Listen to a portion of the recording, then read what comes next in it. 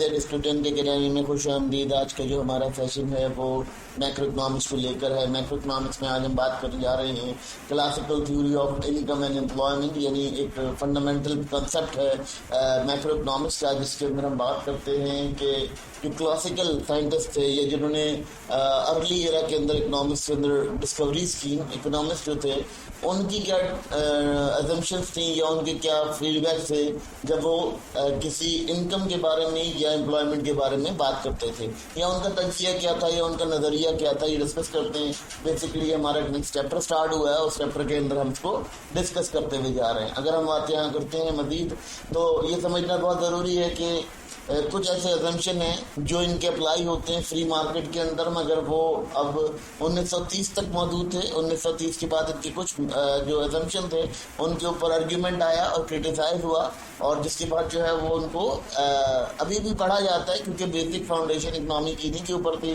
तो इसी वजह से इनको पढ़ते हैं। लेकिन इसका कुछ ज़ाविया तब्दील हो चुका है, कुछ समझने का जरिया चेंज हो गया। इसको फर्दर डिटेल में करते हैं कि किस तरह से डील करता है या किस तरह से ट्रीट करता है।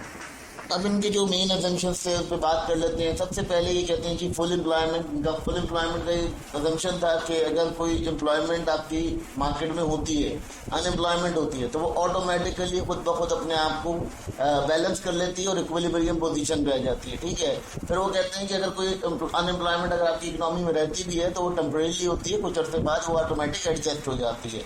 फिर उसके बाद एक बड़ा मशहूर लॉ है जिसको से लॉ कहते हैं, supply create its own demand, यानी जितनी आप सप्लाई करेंगे, यानी जितनी मार्केट में प्रोडक्ट आएगी और उसका लाजमी तौर पे परचेज होगा, और वो कहीं ना कहीं प्रोड्यूसर जो है वो परचेज करके छोड़ेगा, यानी जो उसका कहना चाहिए कि उसकी जितनी भी प्रोडक्ट्स मार्केट में आ रही हैं वो प्रोडक्ट्स जो हैं वो टोटली सोल्ड आउट हो जाएंगी, वो मार्केट पर रुकेंगी नहीं। ठीक है, ये एक उनका असम्पशन था।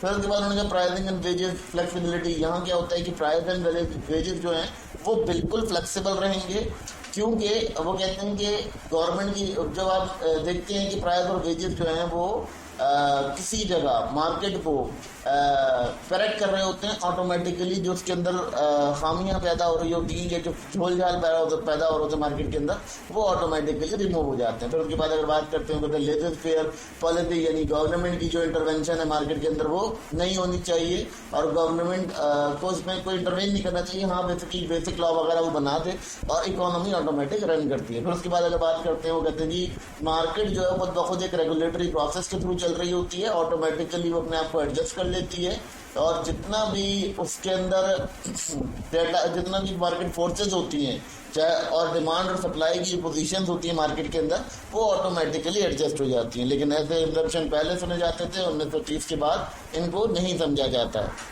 अच्छा जी, अब इनके जो मेन फीचर हुआ करते थे वो क्या होते थे, या खसूसियत इनके जो लॉज में थी वो क्या थी। सबसे पहले वो कहते हैं कि जी प्रोडक्शन ओरिएंटेड, यानी आप कहते थे, इनका कहना ये था साइंटिस्ट का कि आप जितनी ज़्यादा प्रोडक्शन करेंगे ऑलमोस्ट वो उतनी ही डिमांड में आएगी और चीज़ ऑटोमेटिकली इकोनॉमी से शॉर्ट होती चली जाएगी। ठीक है। और वो कहते थे कि जो कंज्यूमर है उसके ऊपर आप फोकस ना करें, बजाय इसके कि आप प्रोड्यूसर के ऊपर फोकस करें, यानी आप सप्लाई साइड पे फोकस करें, आपका जो डिमांड है वो ऑटोमेटिकली कंप्लीट हो जाएगी और मार्केट आपकी ऑटोमेटिकली स्ट्रांग हो जाएगी। पहला इनका अजम्पशन ये था। दूसरा अजम्पशन वो ये कहते हैं कि जी इस इंटरेस्ट रेट मैकेनिज्म जो था, वो इंटरेस्ट रेट मैकेनिज्म वो ये कहते हैं कि आपकी जो सेविंग और इंटरेस्ट इन्वेस्टमेंट है वो कभी कभार खुद ब खुद बैलेंस हो जाती है, क्योंकि आपकी जो इंटरेस्ट रेट है अगर उसमें कोई चेंज ना आए तो वो ऑटोमेटिकली बैलेंस हो जाती है। अगर आप हल्का फुल्का चेंज भी करते हैं तो वो ऑटोमेटिक बैलेंस हो जाती है। ये बातें फर्दर जो है नहीं मानी गई, ये बहरहाल पुरानी इकोनॉमी का हिस्सा था, तो वो उसमें एक्सेप्ट किया जाता था। फिर लेबर मार्केट अजम्पशन, वो कहते थे कि अनएम्प्लॉयमेंट को जो है ख़त्म करने के लिए क्या क्या सकते हैं कि आप जो है वो अपने वेजेस को एडजस्ट करें। अच्छा, यही चीज़ हमारे आजकल कंट्रीज में हो रही है। अंडर डेवलप नेशन में देखा है कि उन्होंने वेजेस कम कर दिए हैं। वो क्या करते हैं, वो पुरानी पॉलिसीज को यहाँ पर एडजस्ट करने की कोशिश करते हैं। वेजेस कम करके 10 बंदे और रख लिए, ठीक है, जिसकी वजह से क्या हुआ, 10 बंदों से वो काम ले रहे हैं, लेकिन वो बात ही होती है कि वेजेस जब कम कर दिए तो आपकी इकोनॉमी ऑटोमेटिकली अनस्टेबल हो गई। वो हम जब केनेशियन को डिस्कस करेंगे तो फिर हम आपको बताएंगे कि ये किस तरह से फॉल्स हो रही थी टर्म, यहाँ किस तरह समझ नहीं आ रही। फिर कहते हैं कि ऑटोमेटिक इक्विलिब्रियम। अब यहाँ ऑटोमेटिक इक्विलिब्रियम से जो मतलब है वो ये कहते हैं कि यहाँ पर जो आपकी गवर्नमेंट अगर कोई मार्केट में इकोनॉमी के अंदर कोई अपना जिसे कहना चाहिए कि एडजस्टमेंट की कोशिश ना भी करे तो ऑटोमेटिकली जो है वो मार्केट अपने आप को इक्विलिब्रियम कर लेगी और गवर्नमेंट की इंटरवेंशन की कोई ज़रूरत नहीं होगी या उसको वहाँ अपनी मुदाखलत की कोई ज़रूरत नहीं पेश आएगी जिस तरह के हालात होंगे। ठीक है, तो ये उनकी असम्पशन थे, बेसिक असम्पशन थे, और उसको बेसिक असम्पशन के बाद जो उनका की फीचर थे वो ये कंसिडर किए जाते थे। अब यहाँ मेजर इकोनॉमिक्स की बात कर लेते हैं कि कौन कौन से मेजर इकोनॉमिक्स थे। देखिए पहले तो क्या था, पहले एडम स्मिथ थे। ठीक है, एडम स्मिथ ने बेसिकली क्या किया था, पहले ये पॉलिटिकल इकोनॉमिक्स कहलाती थी। पॉलिटिकल इकोनॉमिक्स से इन्होंने क्या किया, इन्होंने इकोनॉमिक्स को as a separate branch consider किया। फिर उसके बाद इन्होंने एक बुक लिखी वेल्थ ऑफ द नेशन, उसके अंदर इन्होंने बहुत ज़्यादा जो है वो डिस्कस किया इकोनॉमी को डीपली, जिसकी वजह से ये असल में ये साइकोलॉजी के एक प्रोफेसर थे और ये वहाँ लेक्चर दिया करते थे। तो इनको पॉलिटिकल इकोनॉमिक्स के ऊपर जब इन्होंने लेक्चर दिए तो उन्हें ये समझ में आया कि नहीं, इकोनॉमिक्स एक अलग फील्ड है और पॉलिटिकल इकोनॉमिक्स की ब्रांच में इसको अलग कर दिया जाए। तो फिर वहाँ से ये अलग हुई, कोई 2-2.5 साल पहले ये इन्वेंशन की इन्होंने। ठीक है, उसके बाद डेविड रिकार्डो आए। डेविड रिकार्डो भी स्कूल ऑफ एडम स्मिथ से ताल्लुक़ रखते थे, उनका भी थोड़ा बहुत एडम स्मिथ से था, जिन्होंने कंपैरेटिव एडवांटेज और डिफरेंट किस्म की थ्योरीज भी जो हम इंटरनेशनल ट्रेड और थ्योरी में पढ़ चुके हैं। ठीक है, फिर उसके बाद क्या हुआ, उसके बाद जेबी से आए। से जो थे, इनका जो लॉ था वो डिमांड एंड सप्लाई के लिए बहुत इंपॉर्टेंट माना गया। उस जमाने में इनकी जो कंसिडरेशन थी उसको बहुत ज़्यादा वैल्यू मिली, यानी उन्होंने सप्लाई डिमांड की वो की। उसके बाद उन्होंने बहुत सारी इन्फ्लेशन की भी बहुत सारी थ्योरीज दी। इसके अलावा बहुत सारा उन्होंने वो किया। हम डिस्कस करेंगे फर्दर ना आगे, हम जब इस चैप्टर को ओपन करेंगे बेसिकली चैप्टर के अंदर ही तमाम मैटर्स पढ़े जाएंगे। फिर उसके बाद है जी थॉमस मल्थस जो थे, इन्होंने क्या किया, इन्होंने भी कुछ इस तरह के प्रिंसिपल दिए कि किस तरह से आप अपनी इकोनॉमी को रन कर सकते हैं, किस तरह से आप उसको बेहतर कर सकते हैं। ये तमाम प्रिंसिपल्स को हम फर्दर डिस्कस करते रहेंगे क्योंकि ये भी हमारा चैप्टर स्टार्ट हुआ है और ये तमाम चीज़ें हमारी यहाँ डेजिग्नेटेड है। ये तो कहना चाहिए कि हम इसको असाइन करते रहेंगे टाइम टू टाइम। फिर AC पेजू है। अच्छा, अब क्या हुआ, रिकार्डो जो आए थे वो US की साइड से आए थे और AC पेजू जो आए थे ये आए थे कैम्ब्रिज अप्रोच की तरफ से। ठीक है, तो US अप्रोच और कैम्ब्रिज अप्रोच की हमेशा से एक फाइट रही है, यानी रशियन कंट्रीज़ की, और कहना चाहिए कि रशियन कंट्रीज़ और US कंट्रीज़ की हमेशा से जैसे कहना चाहिए कि एजुकेशनल वॉर रही है। तो ये उस वॉर का नतीजा थे। AC पेजू जो थे ये इसी कॉन्सेप्ट्स को थोड़ा सा अलाइन करके अपने अकॉर्डिंग अपनी कंट्री के अंदर को किया करते थे। तो ये एक लिस्ट थी जिसको हम यहाँ डिस्कस भी करेंगे, इनको फर्दर डिटेल भी करेंगे, इनकी मजीद थ्योरीज के ऊपर भी बात करेंगे, कौन कौन सी थ्योरीज इन्होंने दी थी। तो ये तमाम चीज़ें हमारी यहाँ आउटलुक होंगी। इस जो कंप्लीट चैप्टर होगा उसके अंदर हम ये सारी बातें कंप्लीट करेंगे। ठीक है, फिर उसके बाद हम बात करते हैं, ये तमाम साइंटिस्ट डिवाइडेड थे, जैसे कि JB से थे, ये भी जो है वो कैम्ब्रिज अप्रोच से थे। कुछ चीज़ें इनकी कैम्ब्रिज अप्रोच में मिलती हैं, कुछ चीज़ें इनकी जो है वो मिलती हैं US अप्रोच के अंदर। तो इस तरह से पहले एजुकेशन के थोड़े से जिसे कहना चाहिए कि एजुकेशनल वॉर होती थी, हमारे यहाँ पे वेपन वॉर रह गई है, लेकिन पहले हम एजुकेशनल वॉर करते। तो ये उस वॉर के ही ये कहना चाहिए कि साइड व्यूज है।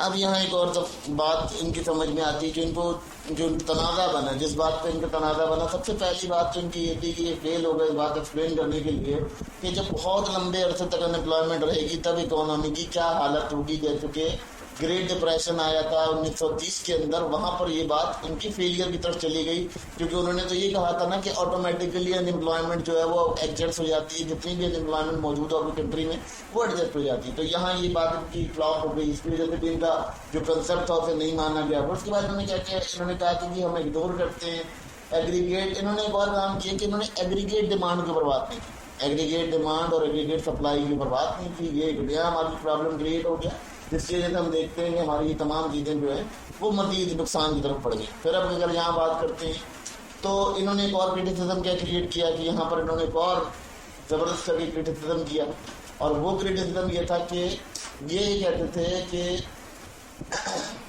जो एग्रीगेट डिमांड एंड सप्लाई है वो कभी भी चेंज नहीं होती। ठीक है, एम्प्लॉयमेंट जो है उसके अगर हम कुछ भी करते हैं तो प्रॉब्लम नहीं।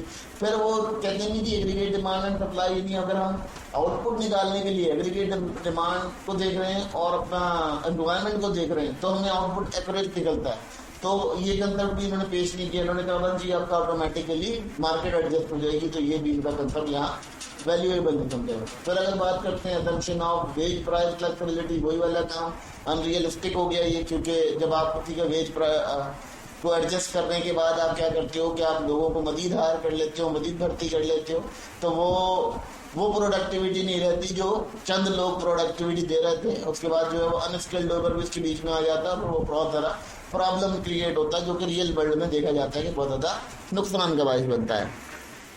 अब यहाँ क्या हुआ, यहाँ पर जो है जो ये क्लासिकल थ्योरी थी, कंसेप्ट था, ये बहुत इम्पोर्टेंट था उस ज़माने में जब नई नई इकोनॉमी आई थी। इकोनॉमी को मजीद हमने प्रेफर नहीं किया था, इकोनॉमी के बहुत सारे सेक्शन को नहीं देखा था, बहुत सारी चीज़ों को हमने डिटरमाइन नहीं किया था। तो ये तमाम चीज़ें वहाँ बड़ी वैल्यूएबल कंसिडर की जाती थी और उनको बड़ा वैल्यूएबल माना जाता था। ठीक है, फिर अब क्या हुआ, अब यहाँ कंडीशन कुछ इस तरह से हो गई कि यहाँ पर जब हम बात करते हैं डिप्रेशन की, ग्रेट डिप्रेशन की, बहुत सारे मसाइल की, तो वहाँ ये थ्योरीज काम नहीं कर पाई और वहाँ इनकी लिमिटेशन जाहिर होना शुरू हो गई। तो ये कि इनिशियल फ्रेमवर्क था इकोनॉमी का, इसको हमने इनिशियल समझा कि इकोनॉमी कैसे रन करती है, इकोनॉमी के ऊपर क्या क्या इफेक्ट पड़ते हैं, क्या क्या कंसिडरेशंस होती हैं, ये तमाम बातें हम यहाँ डिस्कस करते रहे और फर्दर वक्तन ब वक्तन इसमें जो हालात वाक़यात आते रहे वो हम इनिशियल स्टडी पे जानते रहे। लेकिन अब ये चीज़ कंडीशन नहीं बनती है और ये इस तरह से काम नहीं बनता है। ठीक है, तो यहाँ ये समझना बहुत इंपॉर्टेंट है और उसके लिए बड़ा इंपॉर्टेंट एक रिजल्टिंग फैक्टर क्रिएट करना आपके लिए बहुत ज़्यादा फायदेमंद साबित होता है, सूदमंद साबित होता है। यहाँ ये बात करना बहुत आसान रहता है, लेकिन ये प्रॉब्लम्स अपनी जगह बढ़ती और कम होती रहती हैं, इसलिए सेक्रीफाई करना पड़ता है। तो ये जो क्लासिकल ओवरव्यू दिया गया है, ये ओवरव्यू इसलिए दिया गया कि हम चैप्टर का स्टार्ट ले रहे हैं और उसमें हम ये तमाम टॉपिक्स को डिस्कस करते रहेंगे।